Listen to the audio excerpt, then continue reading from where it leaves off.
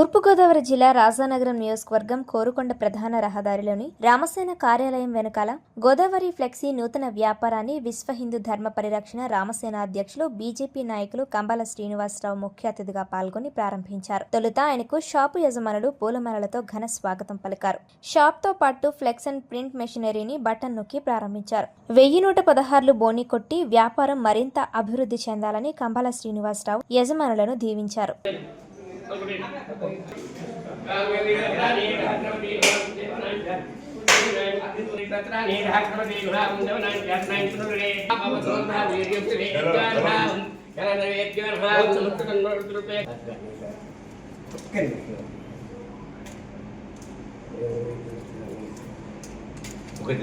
చూస్తే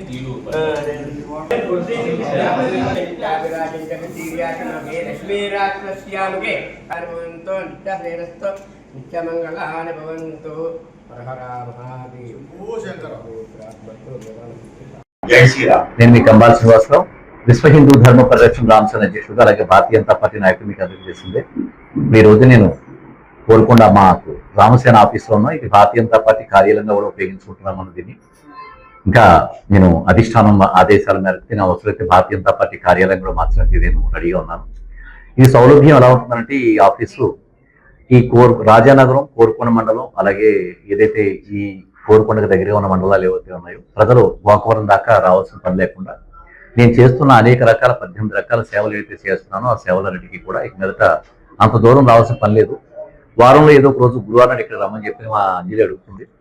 భారతీయ జనతా పార్టీ నాతో పాటు మహిళా శక్తి రమ్మ వెళ్ళండి, మాధవి కూడా వెళ్ళండి.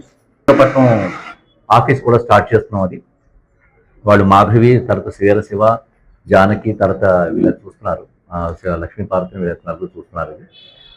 అంజలి కూడా అక్కడ ఆఫీస్ అది ఆఫీసులను కూడా అంజలి కొంచెం ఏర్పాట్లను చూసుకుంటుంటారు. అంతా కూడా నాగా రమేష్ గారు దంపతులు వీళ్ళిద్దరు కూడా ఈ ఆఫీసులు అవి కొంచెం జాగ్రత్తగా అన్ని చోట్ల ఫైనల్ చేసి ఆఫీసు ఎస్టాబ్లిష్ చేస్తున్నారు.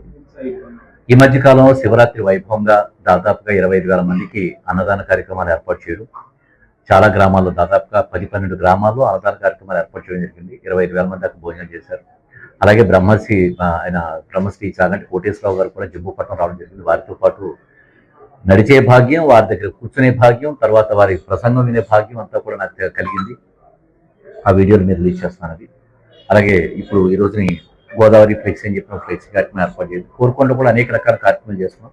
ఇప్పుడు శ్రీరంగపట్నం వాళ్ళు కూడా వచ్చారు. అక్కడ మన వీరబ్రహ్మేంద్ర స్వామి వారి ఉత్సవాలు ఏవో జరుగుతున్నాయి, వార్షికోత్సవం వచ్చింది, వాళ్ళు కూడా వచ్చారు. అలాగే కోనవరం నుంచి రామాలయ వాళ్ళ కమిటీ వాళ్ళు కూడా వచ్చారు.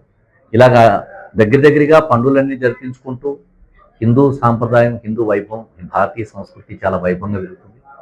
అలాగే నిన్న లాస్ట్ వీక్లో అయితే దళితుల కుటుంబాలు ఎవరైతే కుటుంబాల్లో చనిపోయారో వాళ్ళకి 5,000 రూపాయలు క్యాష్ పంపించడం, బియ్యం ప్యాకెట్ పంపించడం కూడా జరిగింది. అగ్ని ప్రమాద బాధితులు వాళ్ళకి సహాయం కూడా చేయడం జరిగింది. ఇలాగా అనేక కార్యక్రమాలు చేసుకుంటూ కోరుకొండ ఆఫీస్ కూడా ఏర్పాటు చేయడం జరిగింది. శ్రీరంగపట్నం ఇట్లా ఎందుకు పెట్టామంటే అటు రాఘవాపురం, బొల్లెద్దుపాలెం, తర్వాత గరగలంపాలెం, కోటికేశ్వరం అదంతా కూడా శ్రీరంగపట్నం వచ్చి చేసుకోవచ్చు. ఈ కోరుకొండలో తిట్టి జంబూపట్నం, మన తర్వాత ఇలాగా నరసాపురం, కనుపూరు, ఇక చలారావు ఎక్కడున్నాడు, చలారావు రమ్మని చెప్పి ఈ గాడాలకి ఇటు గాడాలకి కూడా వెళ్ళొస్తుంది. గుమ్మలూరు, తర్వాత పూరి, తర్వాత బుచ్చింపేట, తర్వాత మిత్తిపాడు, నల్లగొండ, ఈ ప్రాంతాలన్నీ కూడా ఇక్కడ రావచ్చు. ఇలాగా అంటే అందరూ సౌలభ్యం కోసం. అలాగే రాజనగర్లో కూడా ఆఫీస్ పెడుతున్నాం. రాజనగర్లో కూడా పెడుతున్నాం. సీతానగర్లో కూడా ఆఫీస్ ఆల్రెడీ ఫైనలైజ్ అయిపోయింది. సీతానగర్ పెడుతున్నాం. ఈ మధ్య కాలంలో సీతానగర్లో కూడా దాదాపు 18 లక్షల రూపాయలు విరాళాలు ఇవ్వడం జరిగింది. అందులో సీతానగర్లో మావుళమ్మ తల్లికి, మిగతా 7 గ్రామాల్లో కూడా రండి, చాలా రావాలి. ఏదైనా ప్రెస్ మీట్ ఉంటే మీరు కూడా రండి. ముఖ్యమైన నరసింహమూర్తి రాయక్ నుంచి ఒక 10 లక్షల రూపాయల వ్యయంతో కబడ్డీ టోర్నమెంట్ కూడా ఫిబ్రవరి 19 నిన్న ఛత్రపతి శివాజీ మహారాజ్ యొక్క జయంతి సందర్భంగా కబడ్డీ పోటీలు నిర్వహించాం. సీజన్ 2 ఇది. ఫస్ట్ సీజన్ మేము ఆల్రెడీ చేసాం, అది కూడా 10 లక్షలు ఖర్చు పెట్టాం. ఈ సంవత్సరం కూడా 10 లక్షల పైన ఖర్చు అయింది. మొదటగా మాకు భారతీయ జనతా పార్టీ నాయకులు వచ్చి బిక్కిన విశ్వేశ్వరరావు గారు, పిక్కి నాగేంద్ర గారు, డిఎస్పీ గారు, పోలీస్ డిపార్ట్మెంట్ వాళ్ళు కూడా ఇన్వాల్వ్ అయ్యారు. మాకు అన్ని డిపార్ట్మెంట్ సహకారం రాకుండా కానీ వాళ్ళందరూ కూడా చాలా సంతోషంగా. ప్రజలు, ఆలయానికి సంబంధించిన అర్చకులు, తర్వాత రాజకీయ వర్గాల వాళ్ళు, అలాగే అనేక రకాల డిపార్ట్మెంట్లు, ప్రభుత్వ డిపార్ట్మెంట్లు, ఎంప్లాయీస్ అందరూ కూడా మేము చేస్తున్న సేవలకి చాలా సంతోషంగా ఉన్నారు. ఎందుకంటే చాలా వైవిధ్యంతో, ప్రత్యేకమైన విధానంతో మన భారతీయ సంస్కృతిని కాపాడమే కాకుండా అన్ని మతాల వారితో కూడా సహా వాళ్ళతో పాటు నడుస్తూ వాళ్ళతో సహాయ సహకారాలు అందిస్తూ వాళ్ళకి మేము ఎన్నో కార్యక్రమాలు చేసుకుంటూ కులమతాలకు అతీతంగా ప్రత్యేకించి దళిత వర్గాలకి, మైనారిటీ వర్గాలకి, బడుగు వర్గాలకి, పేద వర్గాలకి మేమందరం స్ఫూర్తిదాయకంగా మేము పనిచేసుకుంటూ వాళ్ళ యొక్క తోడ్పాటు కోసం వాళ్ళ కష్టం వస్తే తోడుగా నిలబడుతూ నరేంద్ర మోడీ గారి స్ఫూర్తితో పనిచేస్తూ మా నాయకులైనటువంటి సోము వీర్రాజు గారు కానీ, పురంధరేశ్వరి గారు కానీ, మా రాష్ట్ర అధ్యక్షులు పివిఎన్ మాధవ్ గారు కానీ, బిక్కిన విశ్వేశ్వరరావు, బిక్కి నాగేంద్ర వంటి ప్రముఖమైన మా భారతీయ జనతా పార్టీ నాయకులంతా కలిసి మేము అనేక విధాలుగా మేము సేవా కార్యక్రమాలు చేసుకుంటూ దాదాపుగా 18 రకాల విశిష్టమైన సేవలు చేసుకుంటూ ముందుకెళ్తున్నాం. అలాగే దాంట్లో మాకు ఎలక్ట్రానిక్ మీడియా, ప్రింట్ మీడియాకి సంబంధించిన పత్రికా ప్రతినిధులతో కలిసి వాళ్ళు మాకు చాలా సహాయం అందిస్తున్నారు. వాళ్ళు నిజంగా చెప్తున్నాను, నా మీద తప్పుడు వార్తలు ఎవ్వరూ రాయట్లేదు, అసత్య వార్తలు ఏమి రాయట్లేదు.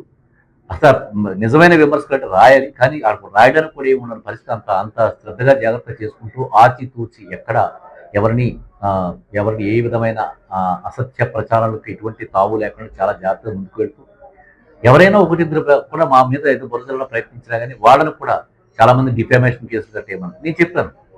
పత్రికా ప్రపంచం అంటే చాలా వాళ్ళు విమర్శనాత్మకంగా ఉంటారు, దాన్ని స్ఫూర్తిగా తీసుకోవాలి, అవసరమైతే సరిదిద్దుకోవాలని ఆలోచనతో మేము ఉంటాం తప్ప మేము ఎదురుదాడికి వెళ్ళడం కానీ ఇలా ఎందుకు రాసామని చెప్పి మేము చేయడం కానీ ఇలాంటి కార్యక్రమాలు చేయకుండా సమర్థవంతంగా భారతీయ జనతా పార్టీలో కూడా మేము చాలామంది 14 నెలలు అయిపోయింది, కమ్మాల్సిన అవసరం ఎందుకు ఆరాటపట్టలేదంటే నేను ఎందుకు ఆరాటపడాలి, ఏదైనా బాధ్యతలు అప్పగించడం కోసం అది మా అధిష్టానం నిర్ణయం తీసుకుని వాళ్ళకి నచ్చినప్పుడు ఇస్తారు.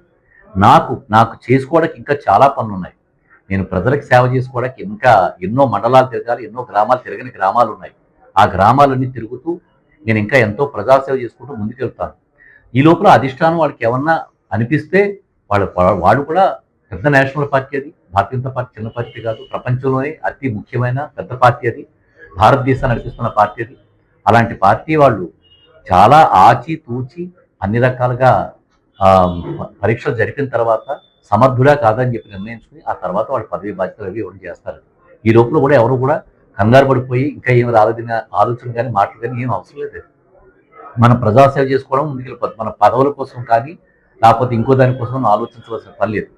చాలా రాజకీయాల్లో ఉండేటప్పుడు ఆచితూచి మాట్లాడుతూ ఇష్టం వచ్చినట్టు మాట్లాడకుండా సమర్థవంతంగా ప్రజాసేవలో మాత్రమే నిమగ్నం అవుతూ పత్రికా విలేకరులను గౌరవిస్తూ ప్రింట్ అండ్ ఎలక్ట్రానిక్ మీడియాని వాళ్ళు ఏం చేస్తున్నారని అబ్జర్వ్ చేసుకుంటూ భౌగోళికంగా రాజకీయ పరిస్థితులు ఎలాగున్నాయి, ఎక్కడ ప్రజలకు ఎటువంటి సమస్యలు ఉన్నాయి అనే వాటి మీద ఇంకా ఎక్కువ మేము శ్రద్ధ తీసుకుంటూ డిపార్ట్మెంట్ వైజ్ మేము వర్గీకరణ చేసుకుంటూ ఆ వర్గీకరణ ప్రకారం మేము డిపార్ట్మెంట్ ఎస్టాబ్లిష్ చేసుకుంటూ ఇంకా చాలా ప్రయత్నాలు మేము చేసుకుని ముందుకెళ్ళాలి. మాకు ఇంకా టైం పడుతుంది, మేము ఇంకా చేసుకుంటున్నాం, అన్ని ప్రయత్నాలు మేము ఉన్నాం.